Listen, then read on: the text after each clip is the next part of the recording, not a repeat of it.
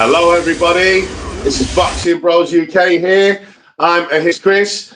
This is my co-host Andrew, the Boxing Brain. Today's topic is fight preview, final thoughts, Jack Catterall, Regis Prograis. Take it away, Andrew. What do you think? Got a little bit under the radar, this one, I feel. I don't know why. Like, I've always been a bit of a Jack Catterall fan, as you know. Like, I quite like him, and I've noticed actually there is a narrative that he's a bit of a boring fighter, isn't he? Like, people say, a lot of people really don't haven't maybe bought into his style, and I know he had that kind of turgid affair against OD back in the day, didn't he? I think it was O'Hara. He had that. That was a stinker, to be fair. But the thing is, O'Hara Davis makes you look bad because he hits hard. He's slow, like ponderous, but he's got really long arms, so it's hard to get to him. And he hits hard, so he can keep you on it. So it's just the OD style, man. I don't think O'Hara Davis has ever been in a fight that's exciting. He either knocks him out, or it's a boring 12-round points decision. Well, he's a bit like he's the male version of Sky Nicholson, just with power. Yeah. No, I'm being unfair on Sky, but no, I really like this fight. I've always been a bit of a fan of Jack Catterall. I love his lead hand. Like, I don't know what he almost uses it. I call it like a wand. Like he's sort of always kind of moving it and pushing it in the opponent's face, or then he'll kind of ram it down his face. I just like, he's almost like a conductor, the way he uses it. You know what I mean? He's always kind of saying that. Yeah, I don't know if you've noticed that with him, Chris. He's sort of really active with his lead hand. Yeah, he's really got a good. Really got good skills. Like sometimes, sometimes I don't like skills, but sometimes I do. With him, where he's landing clean, the second Josh Taylor fight, even the first Josh Taylor fight, and obviously I'm from Blackpool, he's from Chorley, like Lancashire boys, we've got to stick together. Right. So I do like him. And let's not forget, I don't know what fight it was for. It was one of Mayweather's chief sparring partners. Yes. I think Canelo as well, Chris, as well. Yeah, and Canelo as well, yeah. Yeah, and apparently, I don't know if it was you that gave me this source of information. It might well be you, so take credit for it if it is you. Apparently, Mayweather and Canelo said he's one of the best sparring partners they've ever had. Yeah, I think it might have been, because I think I watched an interview one time with someone who was saying, I don't know which one it was, but yeah. So let's not forget, he's done his amateur stuff, but when he was coming up as a pro, he really did the rounds. Like, he was sparring with legends like Mayweather, Canelo. These are Hall of Fame legendary fighters, and he's been like their chief sparring partner, you know? Very talented. So, and I think, I suppose we'll get on to Prograis in a bit. I'll kind of finish my kind of thoughts on Catterall before we sort of break down the fight as well. I just think this is an interesting fight. At first, when it was called, Chris, I think we might have done a announcement on this actually a good while ago. And I was thinking, I just came off the back of watching Prograis Haney kind of stunk. He's had a couple of flat performances his last kind of couple of fights. Zarilla, Taylor fight for Haney as well. The last really, I mean, McKenna, another southpaw, because there's the battle of the southpaws this weekend.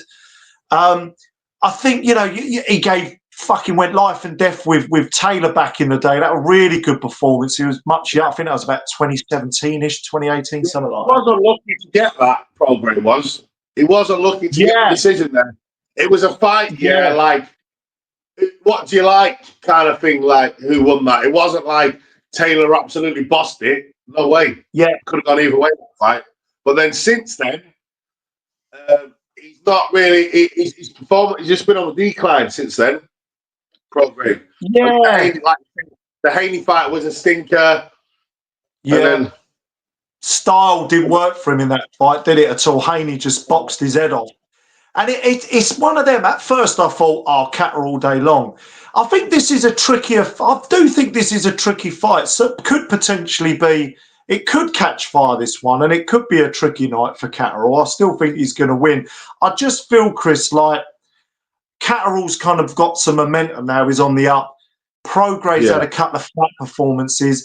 He just might kind of have a bit of a last dance, because at 35, if he loses this one, Prograis, which I think he will, I always hate to kind of say people should retire the rest of it, but where does he go from there? Because if he doesn't beat Catterall, he's done at world level. Like, I don't really see any way back. And if Catterall wins, it's a really good, and that definitely puts him in world title contention, Chris, surely, doesn't it? Well, he has to. Like they're doing him dirty, man, in that division. Like Catterall, he should have beat Josh Taylor. Like, I know I have a go at Catterall, keep going on about it, but now I'm a fan. I can go on about it if I want to. But he should have been undisputed. He should have, because that's, ladies and gentlemen, is what you call a fucking robbery. That fight was a robbery. That Taylor fight, yeah, that is a robbery, a real robbery. But like, yeah, shocker. He needs, like, they need to give him a shot. He needs to be having a shot at a world champion now. After this fight, if he wins, they've got to give him a shot at a title again. They've got to do it. It's not fair, man. It just really ain't fair. But I just think I can see it going. If Prograis, because like you say, he's had a few stinks. If he has a last dance, throws it all on the line, I think it can be first rounds. Prograis coming out the traps, Catterall maybe might lose a few rounds, win a few. Like, even like, it's going to be competitive, and then I can see Catterall taking over in the final stretch. So after round 6, but by the time we get to round 6, Catterall will be bossing it, controlling it, lead hand, using it, countering, catching Prograis, because Prograis will probably have to be chasing the fight. And they'll catch him coming in. He's very good at his timing's impeccable, footwork. His accuracy is superb. He's very good at catching people coming in. He's got that Philly shell style down. He's nearly as good as Mayweather. Obviously, I'm not saying he's not Mayweather, but you know, like Anthony Yard, he does the Philly shell style, but he's standing there. He has his hand too low. It's a shoulder roll. He's supposed to roll like Yard. Like, Yard rolls his shoulder when he's leaning on the ropes. Like, when he's holding center ring, it's like he doesn't have the reactions to do it right. Do you know what I mean? Like, Catterall's really, really good. He's got that Philly shell style down to a T, and I can see it as well. I've always liked Jamie Moore. I think he's a good trainer. He goes under the radar a bit, but whenever I've kind of listened to him and see him do his work, I really like kind of how he comes across and how he talks and his analysis of the sport. Yeah, I really like his setup. Jamie Moore's coaching Dave Allen for the Johnny Fisher fight. Go on, Dave Allen. I want Dave Allen to win.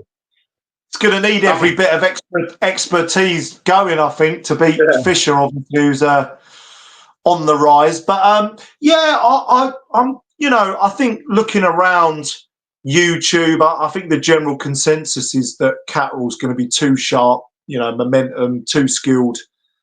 I don't think he stops Prograis. Prograis hasn't been stopped, has he? I think his 2 losses were decisions, weren't they?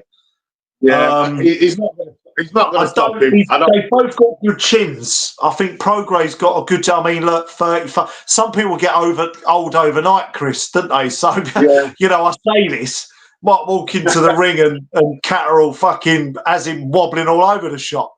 But we could completely wrong, and he knocks him out in like the first 5 rounds. Well, we don't know at 35. He's not been great the last few years. Also, this is a little bit. I wanted to kind of use this in the video when he was talking about the Haney loss, and he said it was a mind thing. Long camp, changed trainers. Everything that could have went wrong went wrong. So he's sort of, I don't think he was trying to make excuses, but he was sort of saying, look, that kind of was just a complete, everything was just a bit of a shocker. So look, maybe there's plenty left there. We're reading too much into it. Maybe he's just saying that, a bit of kidology. I don't know. I'll leave that one for you, Chris. What do you make of that? Do you think there's substance to that or not? No, it's all well and good saying that, yeah. But before he fought Haney, I can't remember who he fought, but that was a stinker as well.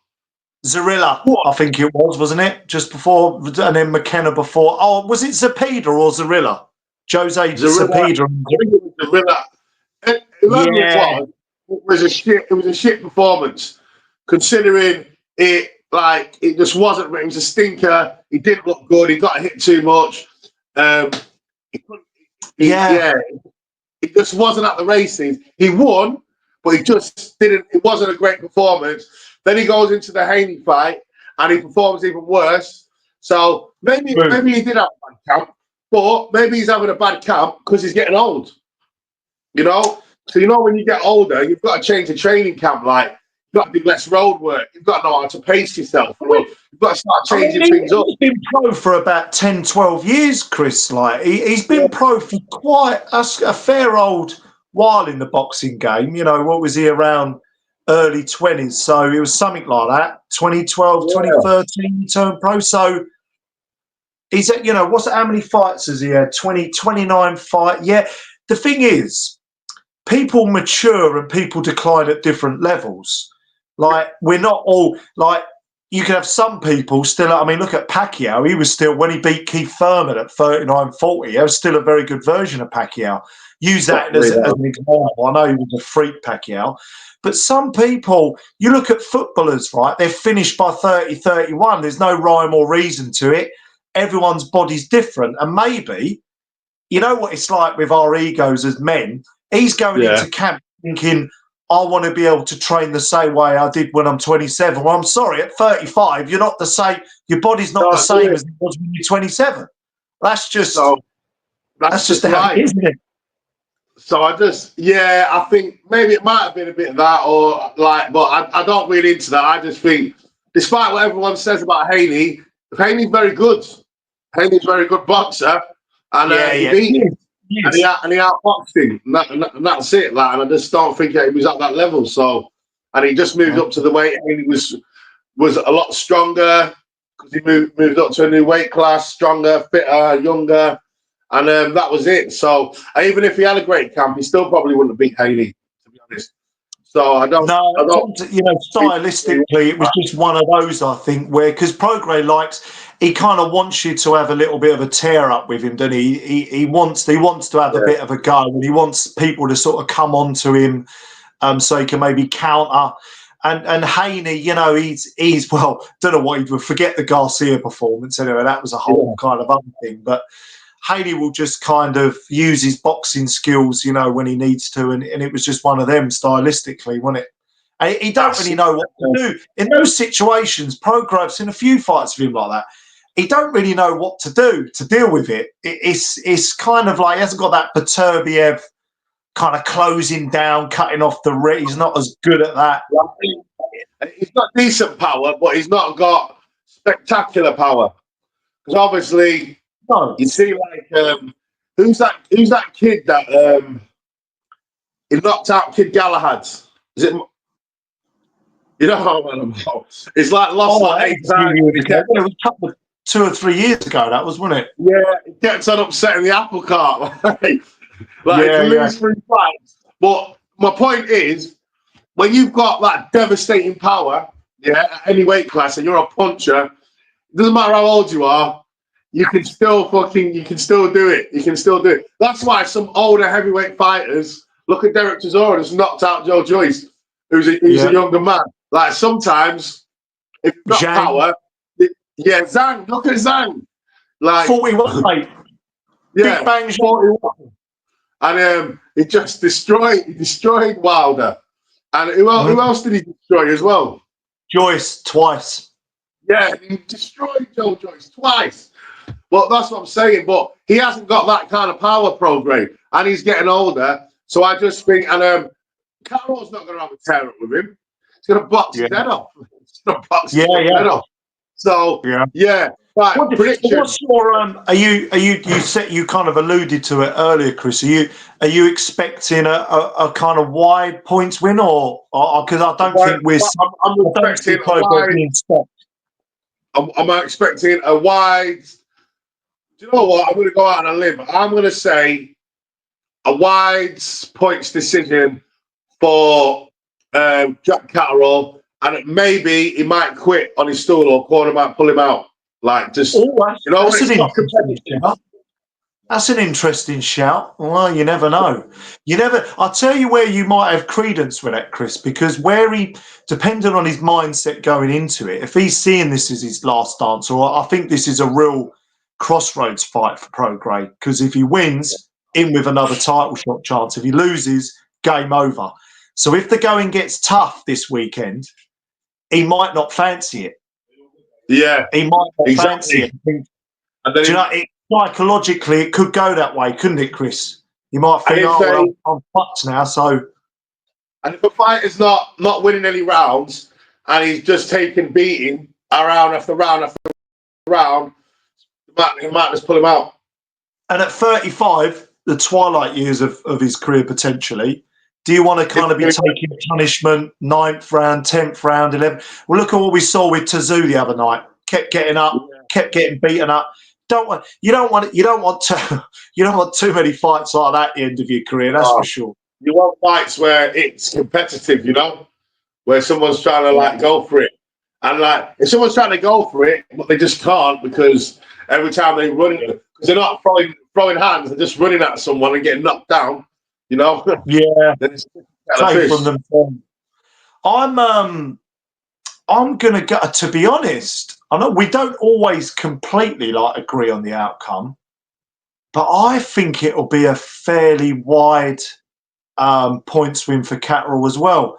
I think Prograis might nick a couple of rounds, but I think Catterall. I just feel like Catterall's just going to be that much sharper. I think he's going to win most of the rounds, maybe 8 or 9 of the rounds, even maybe. Yeah. Oh, really? Yeah, so I'm going to go. Yeah. This could blow up in my phone. That's our prediction.